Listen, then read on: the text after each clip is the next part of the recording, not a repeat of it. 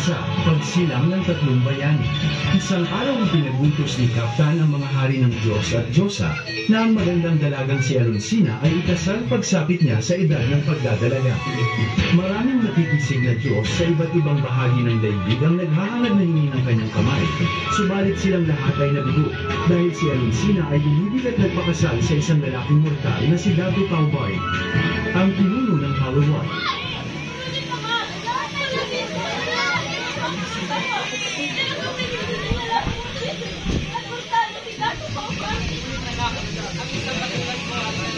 Lasing-lasing laki nila. Ano ka ba? Dito mahal ka. Tapos ka na lang.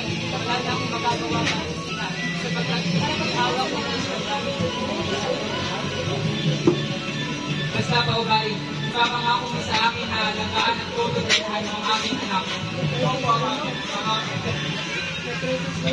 Sa susunod na araw ay sisimulan na natin ang pagtiis ng bidbid ng dalawa.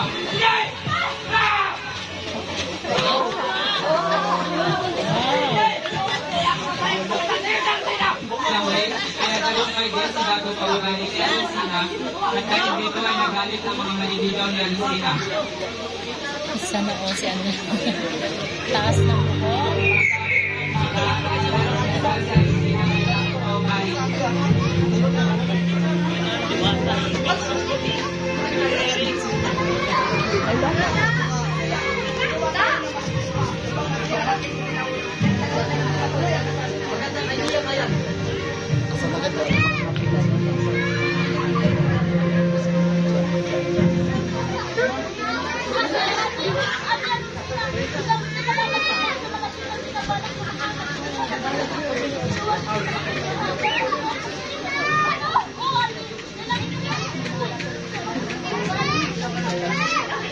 Dahil sa nalaman ni Alonsina mula kay Sudlang Malayon, ay nakaligtas ang magkabiyak.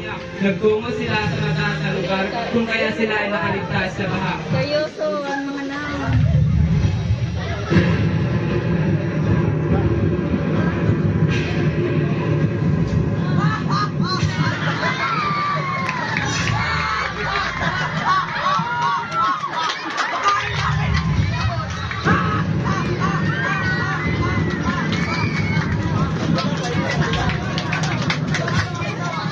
Bumalik namin sila ng mapawi na ang baha. The perfect supporting.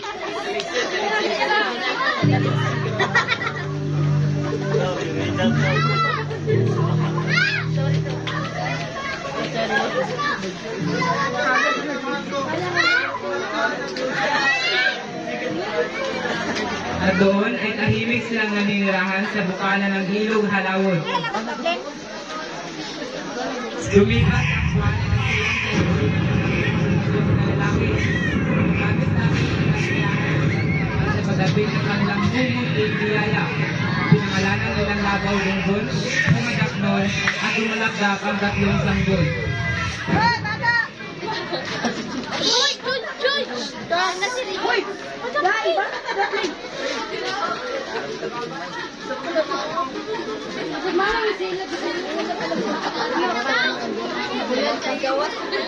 Kaya ipinatawag agad nila si Bumot Banwa ang iginagalang ng pari ng kanilang lahi upang simulan ang ritual na magdudulot ng mabuting kalusugan sa tatlo.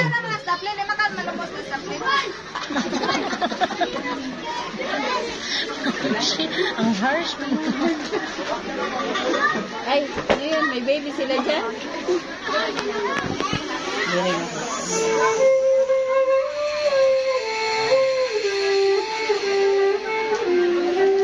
Seryoso. Nagsunog si Bumot Banwa ng talbos ng halamang alangheran na sinamahan niya ng kamangyan at doon simula ng ritual. Dina.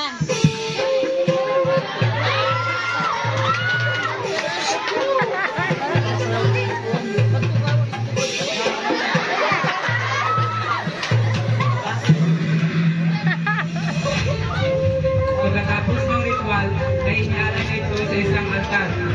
Pagkatapos, ay binuksan niya ang bintana at sa pagpasok ng malamig na hangin mula sa hilaga. Ang tatlong sanggol ay biglang naging makikisig at malakas na binata. Sa tatlong magkakakabit, sila Bolonggol ang nagpapakita ng interes sa magagandang babae.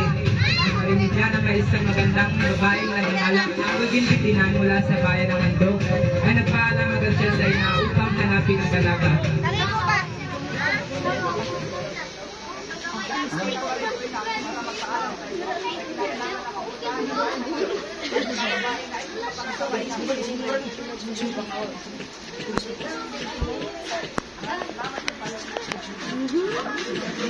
Pagkalipas ng ilang araw ng paglalakbay sa mga kapatagan, kabundukan at mga lampak, ay narating din niya ang bayan ng Handog.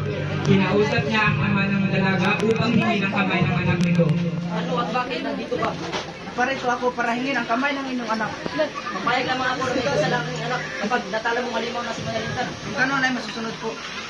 Agad pinuntahan nila Bolonggol ang nasabing halimaw at nakipaglaban siya rito.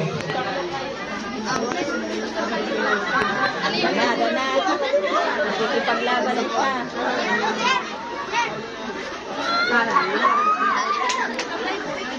Yan yung halimaw. Ayan ang halimaw.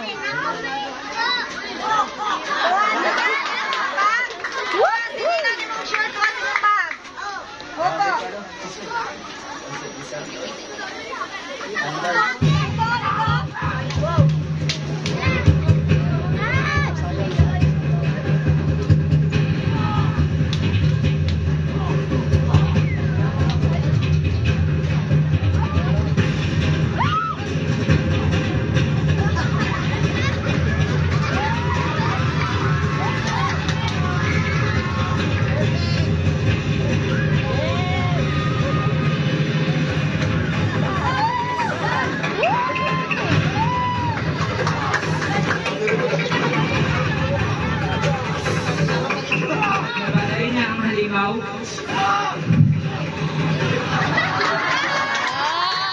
Perfect!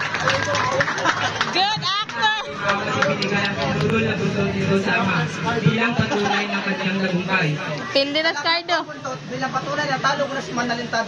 Ang ako si lakas at katapangan. At dahil dyan, papayag na ako na may kasal ng aking anak. Maraming salamat po.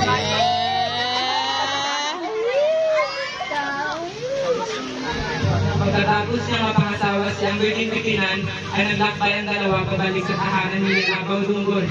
Sa kanilang paglalakbay, ay nakasalubong nila ang dalawang binatang nag-uusap tungkol sa napakagandang dalagang si Abyang Durunoon na nakatira sa Taranggang Burok.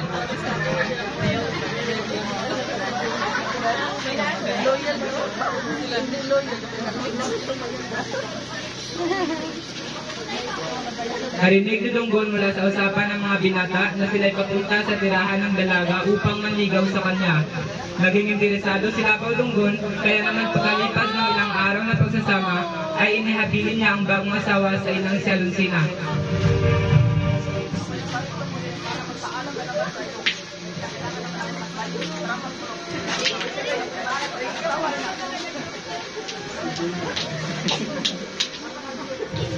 Naglakbay na patungo sa Taranggang Burok sila Bolonggol upang suyuin ang dalagang si Abyang Durunoon.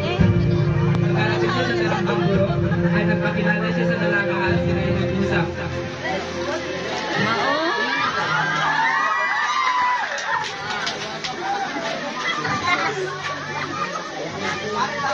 Di ba asawa na niya yun? Tapos ano siya? Parang ipaon niya yun. Ipaon siguro na niya.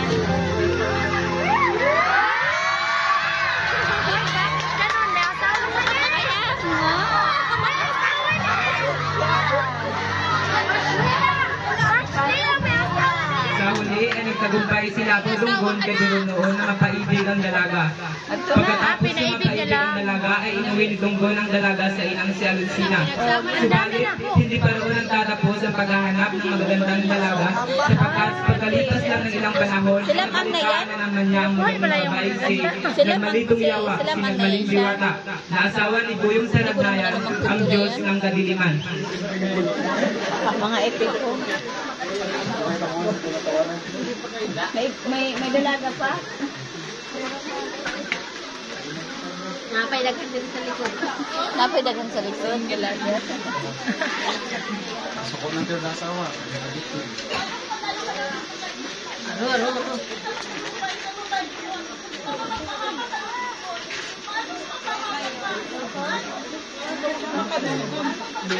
Front, back, left,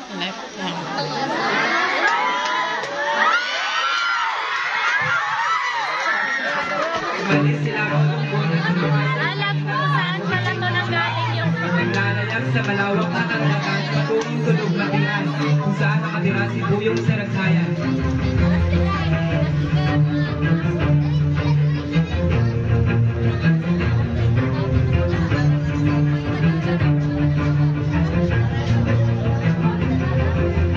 Pagkarating niya doon ay agad siyang hinarap ni Saragsayan.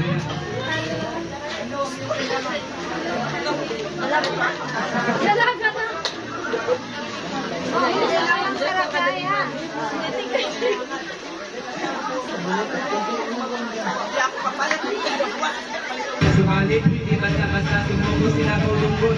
Hinamon niya sa isang labanan si Saragsayan at sila'y naglaban.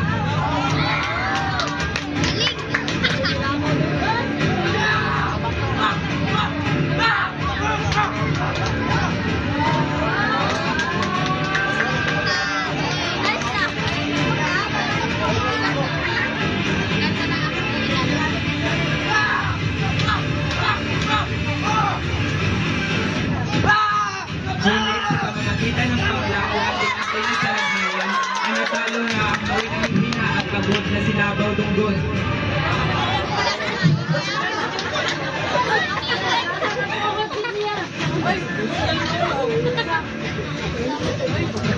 Binilanggo niya ito sa isang kulungan sa ilalim ng kanyang tahanan. Samantala, habang nakakulong si Labaw Dunggon, ay kapwa naman ng anak ang dalawa niyang asawa.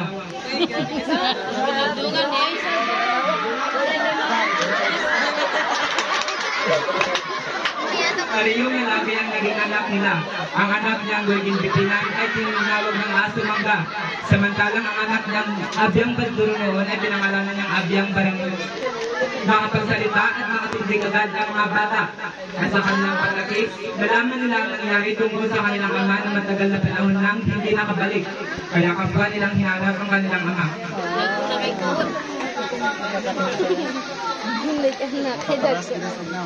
Dibat sa mahal.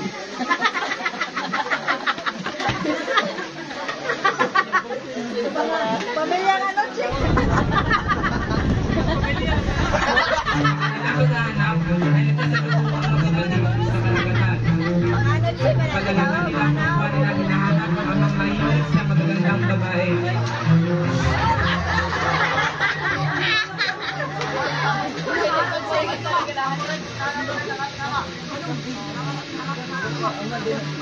Naglakbay na sila patungong tulog at ulan kung saan nila nalaman ang ginawa ni Saragsayan sa kanilang ama.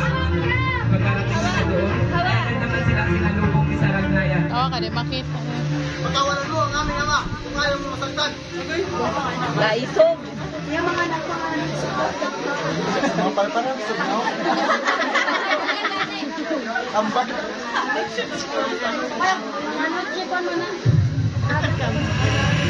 Laban sila ng naglaban. Ngunit napakausay ni Saragsayan at hindi nila ito matalo-talo.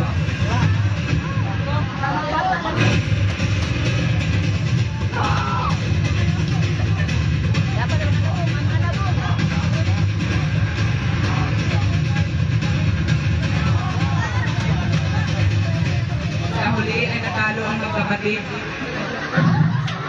at bumalik sa kanilang lulang sa Lucina. At doon, kinwento ang lahat ng nangyari.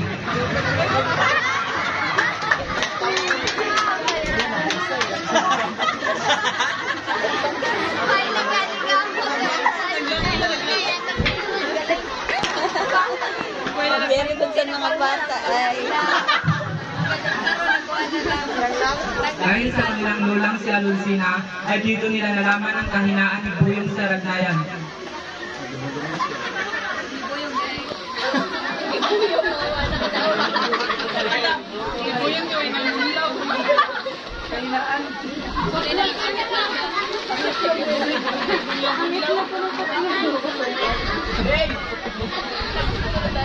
Hinanap nila ang baboy ramo at dahil sa tulong ng taglay nilang anting-anting ay natagpuan nila ang pinanggalingan ng baboy ramo.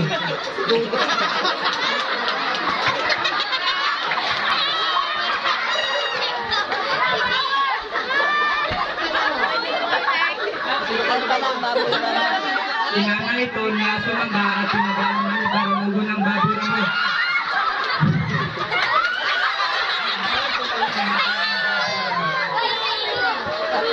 Sa pagkamatay ng baboy ramo ay tuluyan ang hina si Saragnayan.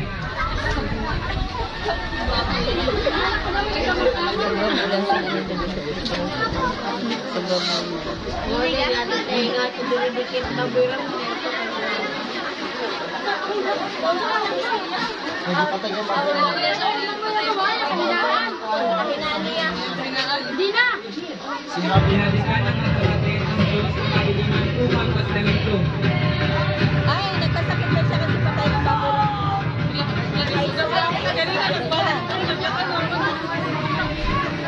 Siguraduhin namin. Dahil sila kami matatalo ulit.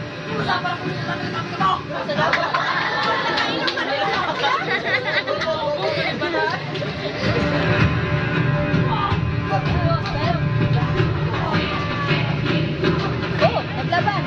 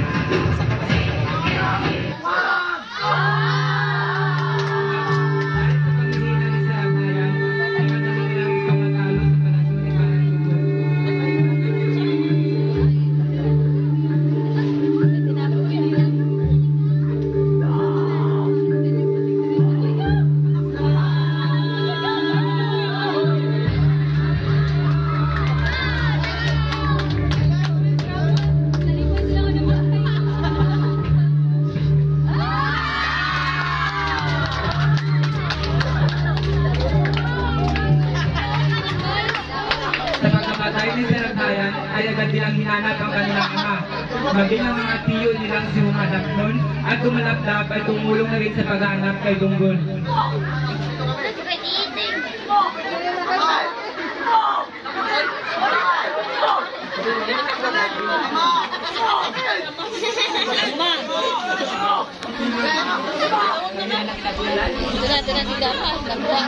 Kalipas sa mga anak, pinatagpuan din nila ang ama sa loob ng isang lambat.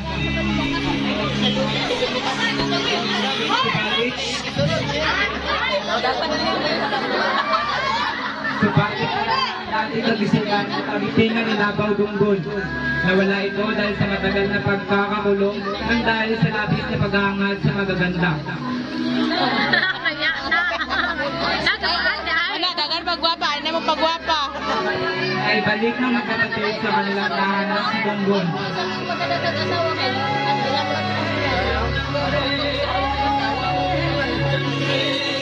Wala ay pagwapa. Kaya daghan.